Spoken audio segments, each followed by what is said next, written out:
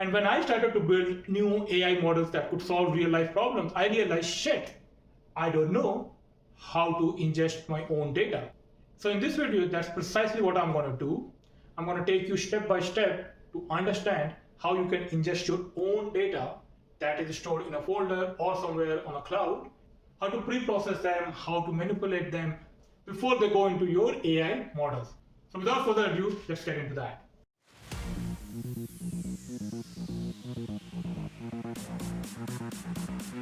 So here it is. The data is stored in a dogs versus cats zip file. It's just 5 MB folder. If you go inside this zip file, you'll find a folder. With that, we have train and test datasets. In the train, we have around 190 items with cats and dogs photos. So I can open one of these. It would look something like this. And similarly, in the test set, we have around 50 items. And our aim is to design an AI model that can tell if this is a cat or a dog.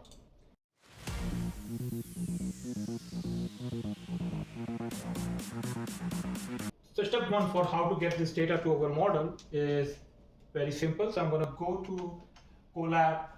I'm going to go to Google Colab. And here I have uploaded dogs versus cat zip file. I'm going to import some dependencies. I will unzip cat versus dog, and then I create two variables, path for training, path for test. I'll import OS. And for the demonstration purpose, what I'm going to do is I'm going to run this code, which will basically go through all the files in training folder, and it will check if the file name starts with a cat, then update the cat counter, otherwise update the dog counter. So if I run this, you'll see I have 102 images for cat, 88 for dog, which is 190 images, which you just saw here. Okay, perfect.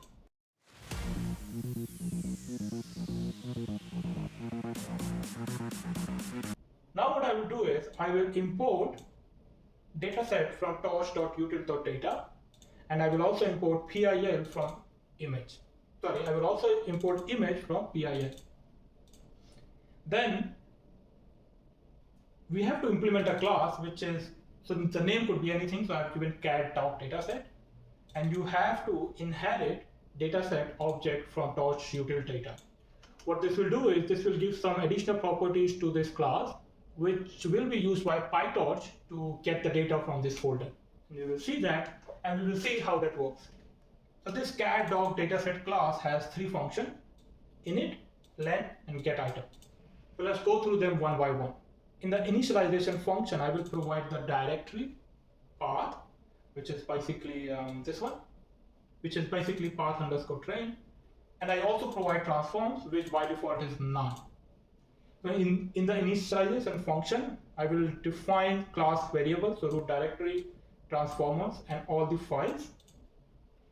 In the length function, I just return the length of self.file, which comes from here, which should be 190 for train set.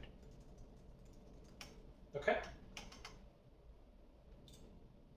In the get item function, what I'm doing is I'm saying image path is OS path join the root directory and the files that we have got from this folder and the index of that, and the index is provided by the user. Okay. Then we read that path into an image. We split that part, and then we take the last item of it, and we say if that starts with cat, then the label is cat, else the label is 1. Then we apply the transformers, and then we return image and the label. I know I went through a lot of things, so let's see this in action, and then we will see what each line of code is doing. What I've also done is I have defined a function which says show one image. It takes data as an input. The data has image and label, which is basically this. And then I just print the label, and I also show the image in gray format. So I'm going to walk you through all of these, how this works.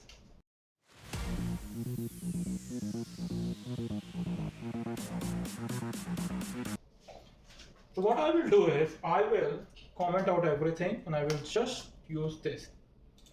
So what I am saying is I'm saying I need a list of transformers, which basically means that once you read the raw data, I need to apply a couple of transformations on top of it before returning the image to the user. Okay.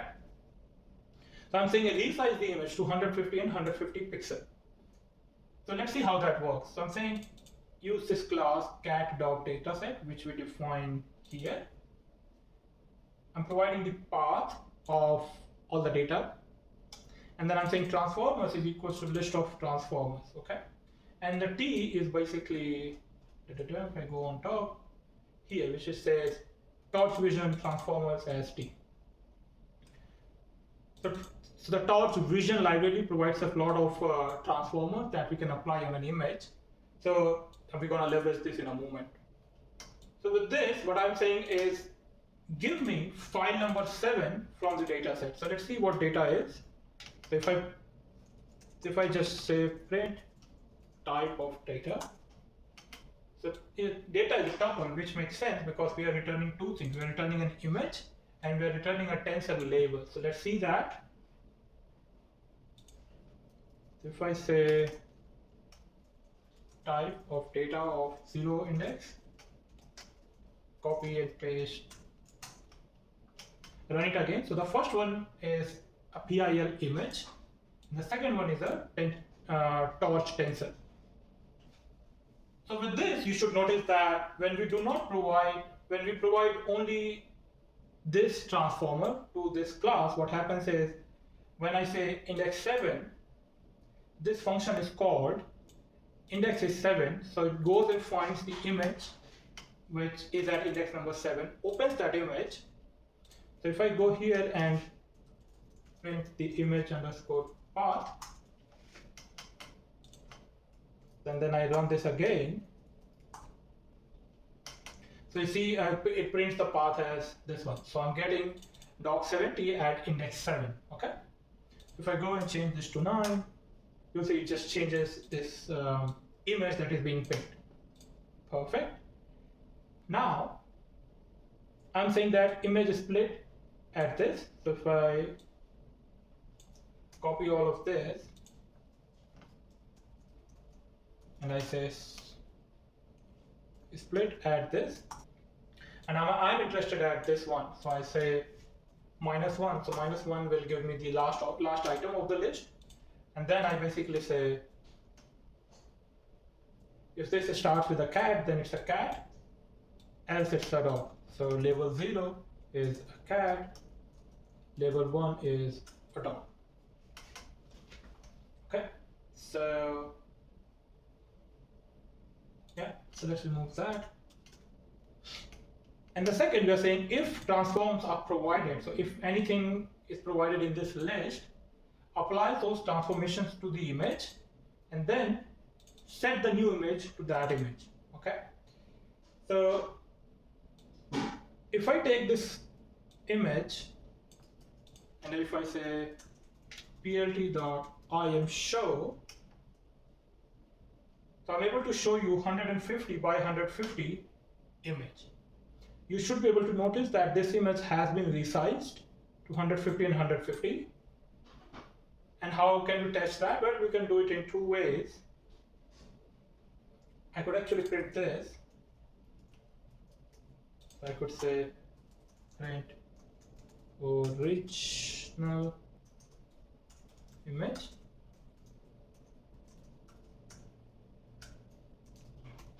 Run this, come here, print it. So I need to also run this, then I run this. So now you see it says original image RGB size 426 by 286. If I go and change this index, you see that size changes because the images that I have in my folder, all of them have a different size. But for my AI model, all the images should have a well-defined size. Therefore, when I call this, when I build this data set, I'm providing a couple of transformers to it. Okay, I'm going to comment this. I'm going to uncomment this one because what I also want is I definitely want this image to be loaded as 150 by 150. Now this size is arbitrary, so you could choose whatever size you want for your model. I went for 150. But I also want that image to be transformed to a tensor. So let me run this, and I run that. Now if I run this, obviously this is going to give me an error because I am show expect data in a certain format. However, the data that we are returning is now a tensor. So I'm going to remove this, and now you see that it's a tuple. So data is a tuple. The first one is a torch tensor, and second one is also torch tensor. So what I'm going to do is I'm going to do this: image comma label equals to data 0 and data 1, and then I'm going to simply say image dot shape and label dot shape. So you see, I have one image which is of size 3, 150, 150, and I have one label which basically doesn't have any size. And as I mentioned, this function show one image is defined here. It's a very simple function which takes the image out of the data, takes the label out of data, and get the value of that tensor, and then just prints if it's a cat or a dog, and it also shows the image to us. So if I run this, the 11th one is a cat. If I go to 121, this one is a dog, and so on. So this is how our data set will give us one image at a time. Now the beauty of this data set is that I can provide a lot of different types of transformation to this image before this is provided to my AI model. For example, if I comment this out and I uncomment this, now I am saying that please resize the image to, let's say, 250 and 250. Also convert the image to grayscale and convert it to a tensor. So if I run this again, now if I go and run this, notice, let me go back, run this again. So now you should notice that right now our data set is returning a color image which has red, green, and blue, RGB. Therefore, you have 3 channels here. Now if I go and comment this and uncomment this one, so now I'm saying I need 3 transformations to my images. I want it to be resized to 250. I want you to make my image to grayscale, and then I want to make it to a tensor. Notice how these things gonna change. It should become 1 because in a grayscale image I only have 1 channel. The size should become 250, and ideally it should be a dog. And there you go. So it becomes 250 by 250 and become a gray. From this point, you should be able to understand that any kind of transformation that you want on your data, even if that transformation is not a standard one, you could apply it here before returning it. So now you should have a really good understanding of how a data set works, how you can pre-process your own data. That's step 1. Step 2 is to use a data loader so that it can provide data to your AI model while doing training and testing. So let's see how we can do that.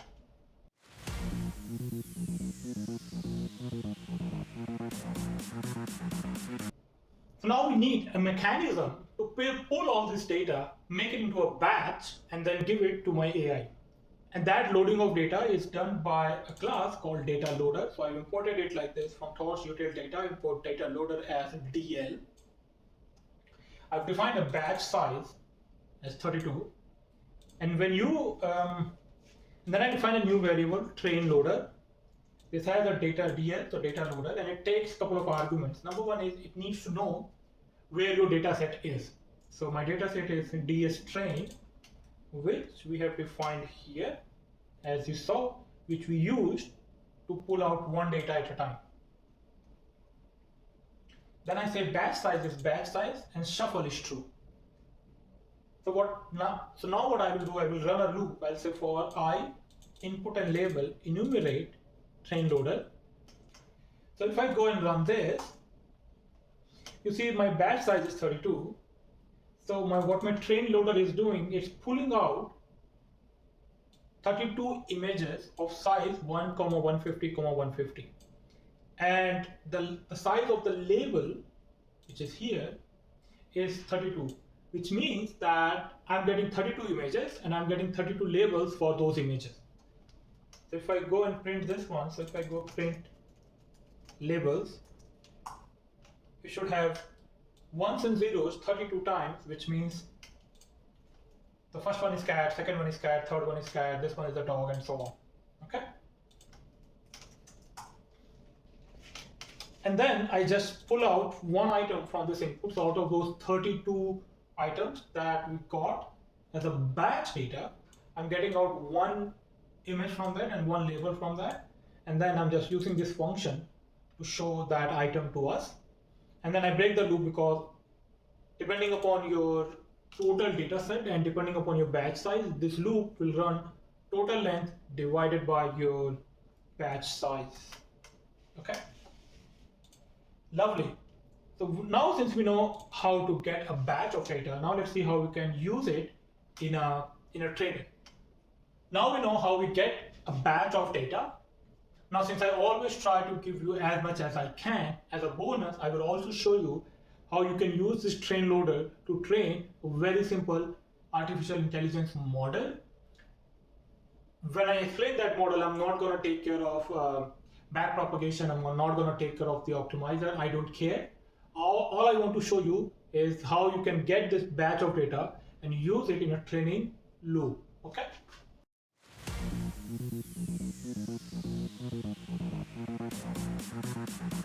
So here's my CNN class. I'm saying torch.neural network as NN. I need one convolutional layer. This one represents the number of channels our image has. So if I have colored image, I would provide 3. Since I have a black and white, I'll provide 1.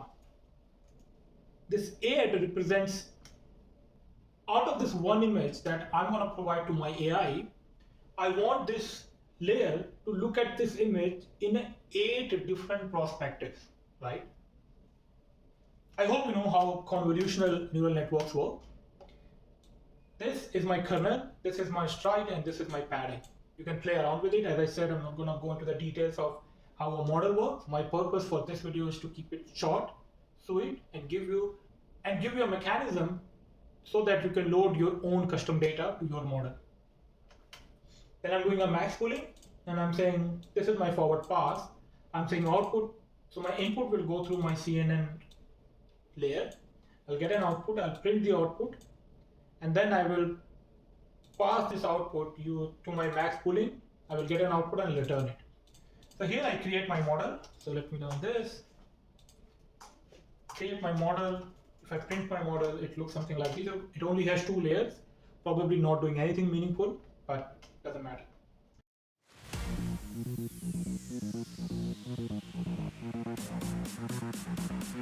Let me copy this,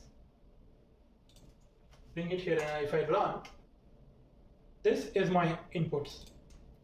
I will use that inputs, provide it to my model, and I'll get a result. So if I run this, you should see 2 things getting printed. The first one is CNN output is 32, 8, 150, 150, which basically is coming from here, where we are saying, take an image, do 2D convolution on it, and get 8 different features. So let me say print inputs dot shape, run this, create the model again, run it again, then run this. Now this was the input to my model. So 32 is my batch size, so I'm providing grayscale 150 by 150, 32 images. My CNN layer will take that grayscale 150 image and create 8 different features out of it. And then I run it through my max pooling layer. That's it. So how do you use this in a loop? That's super simple. Let's say epochs equals to 10 for epoch and range epochs. So I want to go through all my data 10 times. Then I'll say for, I can basically copy this. So So I'm saying for inputs and label in my data loader,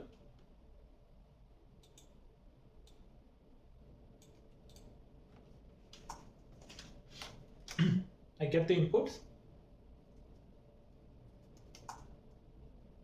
You would say result equals to model input, and then compare the result with the expected output. So loss would be something, say loss function, and results comma labels. So expected versus original. We have not defined this function, that's up to you. And then you would say no grad, then you will say back propagate, and then you will say step, and that's it. This is how you can load your own custom data, train your AI models. Okay, perfect. I hope you were able to learn this, because when I was trying to find this over the internet, it took me a lot of time to figure out how can I load my own data. So I hope this video was helpful for you, and if it was helpful, can I kindly ask you to like this video and share this video, and also comment your thoughts and challenges, because when you do that, that is a zero cost effort from your side, but it also tells YouTube that, hey, this video creates value, therefore I should also show it to other people who might need this video. Alright, that's all for this video. Thank you very much for watching, and I will see you in the next video.